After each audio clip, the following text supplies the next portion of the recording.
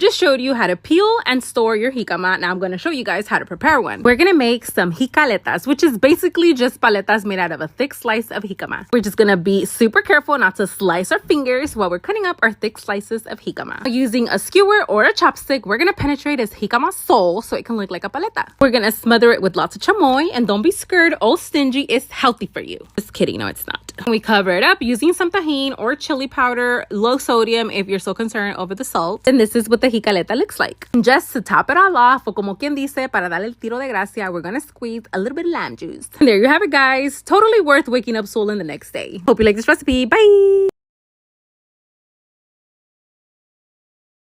Now this here, my friend, is called a jicama. I don't know how it is in your household, but in my household, the fruit that's peeled and cut tastes way better, especially if the fruit is nice and fresh in the fridge. So in easy words, my family does not eat fruits or vegetables unless I cut them and peel them and put them in the fridge. So I'm gonna show you how I do it. In the vegetable peeler, we're going to peel the jicama. You can either make this in little tiny cubes or you can make them in strips. I like to make them in strips, and whoever the hell wants to make them in cubes can do it themselves. Jicama to me kind of tastes like a cross between a potato and then maybe like an Asian pear. So I put them in containers, then I fill them up with water. That way they stay nice and crispy. If you don't do that, they're gonna go bad. Put these in the fridge, and then whenever I feel like snacking, I just pull some of these out and make myself a delicious summer snack.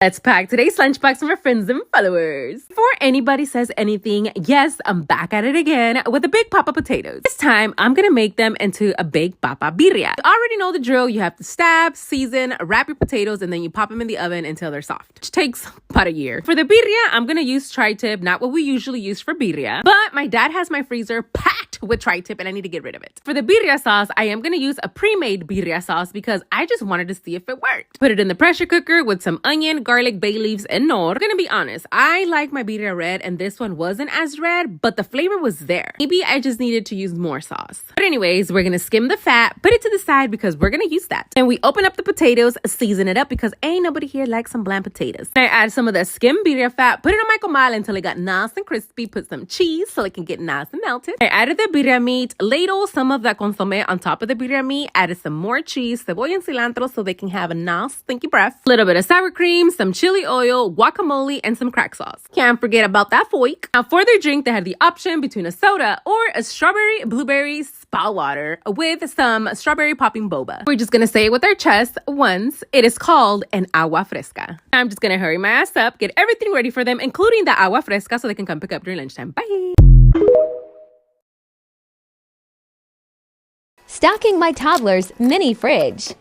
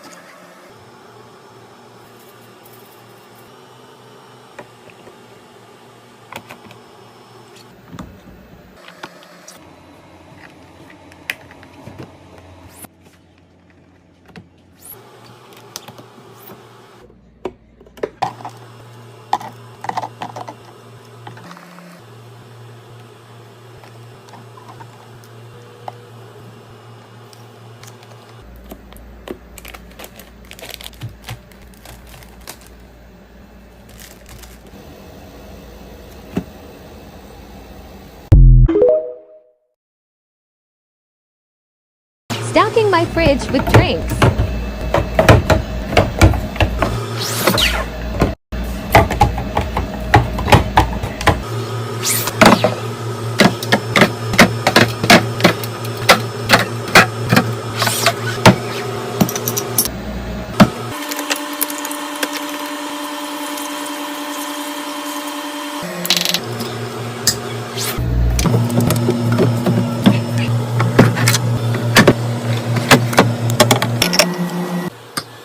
Mega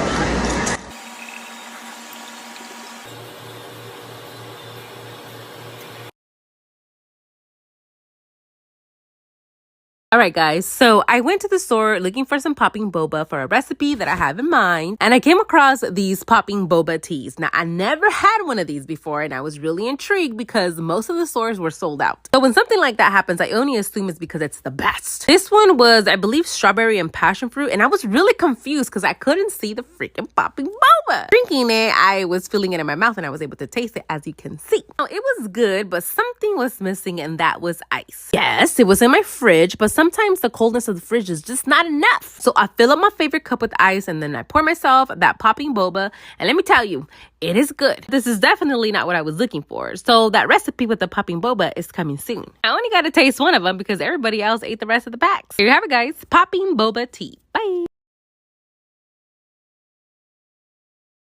Let's pack today's lunchbox for my friends and followers. Some of you guys know that I have a tri-tip problem going on right now in my freezer. I did let them know we do have tri-tip on the menu again. I said as long as I didn't overcook it and theirs was still punching and kicking, eating grass if possible, that they didn't care. So I seasoned it up, added some butter, and then I put it in my sous vide for an hour and 45 minutes. Meanwhile, I'm gonna slice up some mini garlics because we are gonna make a sauce with that. I'm gonna sear the tri-tip on both sides, add some butter, the little mini garlic chips, and then when the tri-tip was ready, I'm gonna remove it, let that rest for like about 10 minutes. The sauce, we're gonna use the same pan where we seared our tri-tip, and we're also gonna use that same butter. We're gonna add a little bit of agave nectar or some honey, add some Dijon mustard. I use the truffle kind, a little bit of beef broth, and then I gave everything a quick little mix. Go along with the tri-tip, I'm also gonna make them some rainbow carrots, and all I did to them was season them up, added some garlic and butter, and then I just cooked them on my comal. Now, I already know some of you guys are gonna think this is either too raw or it's overcooked. To each their own. Sorry, cannot please everyone. Now it's finally time to assemble our box. We're gonna make a nice little bed of some creamy, cheesy mashed potatoes, and we're gonna add our tri-tip on top, our carrots, and then we're gonna drizzle our sauce that we made. Last but not least, we're gonna add their daily greens in form of green onions. For their drink, they had the option between a soda or a pineapple strawberry agua fresca. And that is it, guys. I'm just gonna hurry my ass up, get everything ready for them, including their drink, so they can come and pick up during lunchtime. Bye!